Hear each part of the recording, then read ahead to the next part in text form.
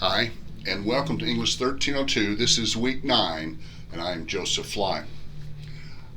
I've been working on the assignments for this week, specifically about the second quiz, and I just got to pause and reflect for a moment about how sometimes a very small thing can get in the way and kind of curtail your plans.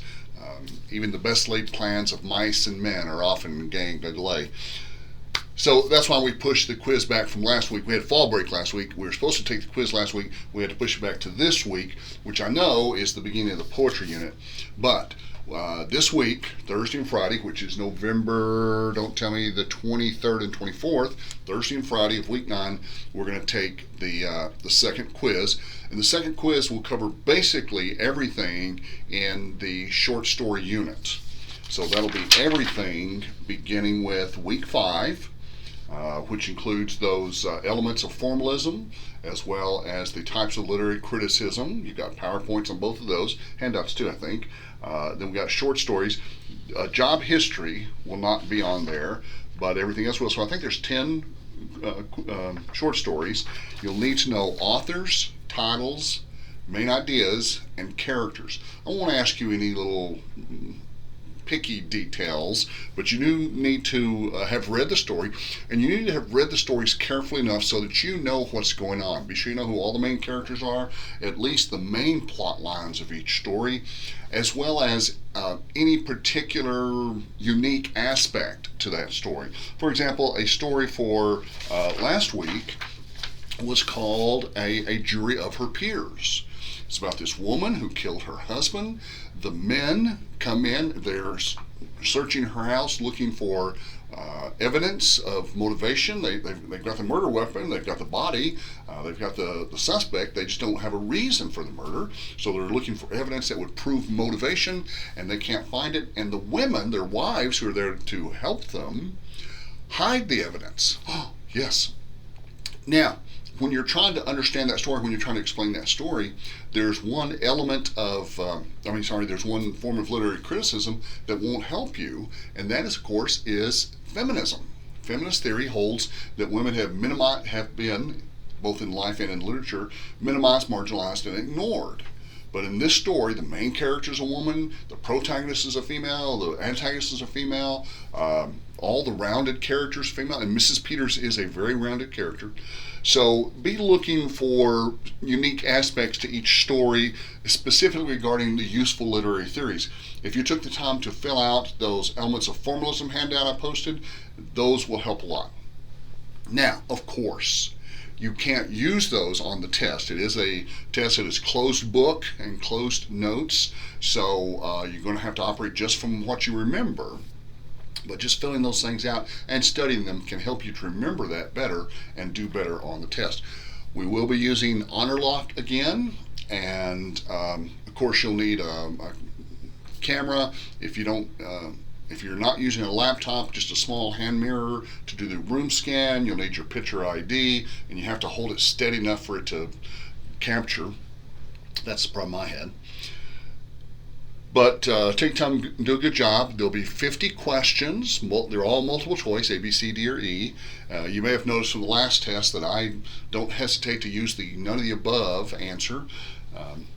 But yeah, so be sure that you read the short stories, A and P, Rose for Emily, Heels Like White Elephants, Cask of Amontillado, The Shroud, good one for Halloween, Once You Walk from Homeless, Jury of Her Peers, The Jewelry, or The False Jewels, A Story of an Hour, and The Yellow Wallpaper. Okay, good stories, good vocabulary words, an exciting opportunity to prove everything that you learned during the fiction unit, during the short story unit. Now, I realize that some students really have a hesitation about using HonorLock or any sort of proctoring software. My best advice to you is don't be nervous. Just take your time and go slow. It asks that I set a time limit. I think I set a time limit of like an hour for 2 hours for 50 questions. You won't run out of time. There's plenty of time to take the test. So go slow, do your best. but just act like you're in the classroom and the professor is there with you. The professor's up at his desk. You wouldn't be talking to people around you. You wouldn't be answering your cell phone. You wouldn't be getting up and walking around. Go to the bathroom first. Take the test, be serious about it, focus on the screen. One of the things that Honorlock does is it notices eye movement and it flags them. Now, of course, the software is not going to fail you. It's not going to lock down your equipment. It's just going to issue me a little notice, a little flag that said, student A had above average amount of eye movement, or had above average amount of background noise, or, flags like that. It'll just tell me, hey, I need to look at the video and decide if there's an issue here and how to handle it. And of course, you have in your syllabus the point deductions for each one of those. If you don't have the camera placed correctly, if you don't remain in the camera view during the test, and I forgot what the rest of those are, but review that before the test, of course. Now, worst comes to worst, let's say your camera's just not working, or you just have an irrational fear of proctoring software. Well, you do have an option.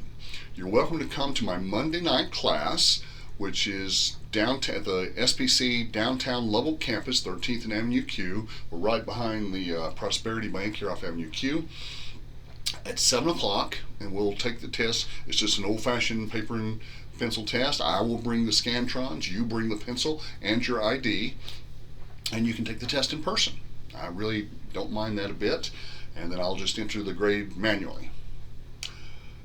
Okay, if you have questions about the material on the test, please let me know. If you want to know, is this person really the protagonist of this story? Does this person really die at the end of this story? If you have questions about the content, please ask. That's one thing about online courses, is we lack the spontaneous back and forth, the questions and answer, the quips, the comments, the observations that we have in the classroom. So I encourage you to email me, let me know what concerns you have, and I'll be happy to answer any questions about the material. Now, if you're having computer problems, I'm not a computer tech. I'm not a geek at all.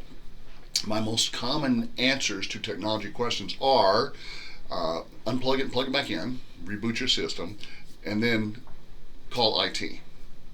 So yeah, you're welcome to skip the call to me and just unplug your computer or call IT. And Blackboard does have good help.